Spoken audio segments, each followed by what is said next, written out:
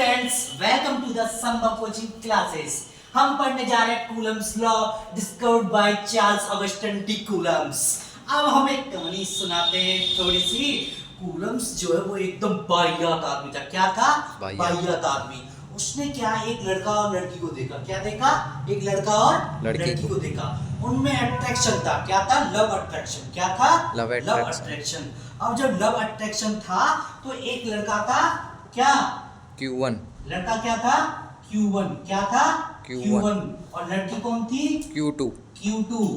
लड़की का नाम क्या था? Q2। अब भैया लड़का जो नाराज होने लगा। लड़का क्या होने लगा? नाराज। अरे भैया Q2 जा रही है, मेरी क्यूटी जा रही है। अब वो भाई नाराज होके चली गई। नाराज होकर के दूर जा रही है तो इनके बीच में लड़का लड़की है। अब लड़की जा रही है दूर तो लड़का को क्या होगा? दुख होगा। क्या होगा? दुख होगा तो इनके बीच में क्या होगा? दूरियां बढ़ेंगी। क्या बढ़ेंगी? दूरियां। क्या बढ़ेंगी? डिस्टेंस। तो जो फोर्स ऑफ अट्रैक्शन है बिटवीन Q1 एंड Q2 वो क्या होगा?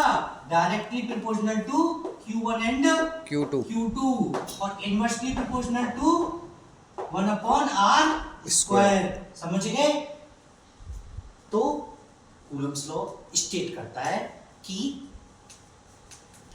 Force is directly proportional to the multiple. लड़का और Q2 क्या थी? लड़की। तो ये दो जने हो गए तो R किसका? R का स्क्वायर होगा। तो एक दुखी होगा तो दूसरा भी दुखी होगा। तो इसलिए ये क्या आया? 2 आया, R स्क्वायर आया। और R क्या है? Distance between them. और force of attraction, love attraction between 2 point charges. बेटा समझ में आया कि force is inversely proportional to R square. इस फोर्स को क्या बोलते हैं? Electrostatic force. क्या बोलते हैं? Electrostatic force.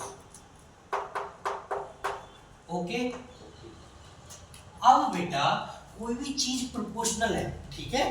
प्रोपोर्शनल क्यों बोलते हैं? कि वो उस पर डिपेंड कर रही है। ठीक है? क्या कर रही है? डिपेंड कर रही है। जैसे कि ये पंखा घूम रहा है। क्या कर रहा है? पंखा घूम रहा है। पंखा घूम रहा है, किससे घूम रहा है? इलेक्ट्रिसिटी। तो इलेक्ट्रिसिटी की जितना ज्यादा वोल्टेज होगा उतनी तेज पंखा घूमेगा। तो पंखा जो है, जो रोटेशन है वो डायरेक्टली प्रोपोर्शनल किसके है? Voltage of electric supply. समझ गए? कुछ ना कुछ तो लॉस होगा इलेक्ट्रिसिटी का। ठीक है?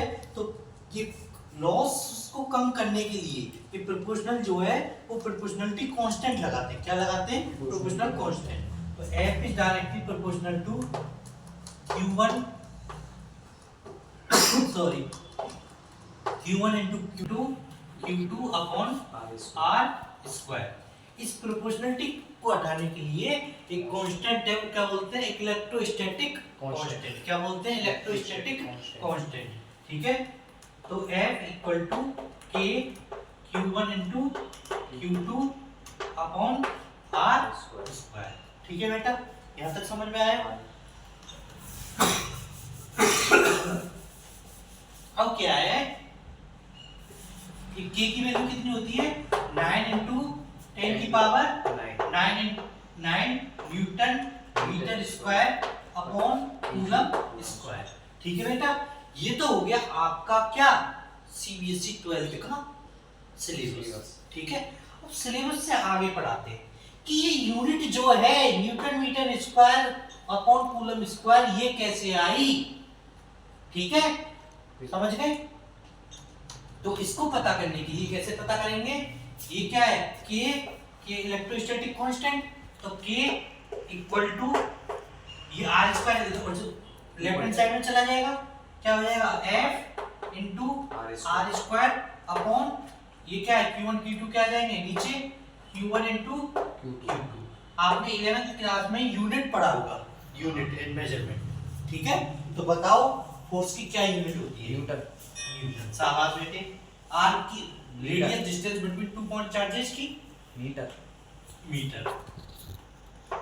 स्क्वायर। ओके? और Q1 एंड Q2 क्या हो जाएगा? C coulomb. तो क्या हो जाएगा? Newton metre square upon coulomb square. समझ गए बेटा? ओके।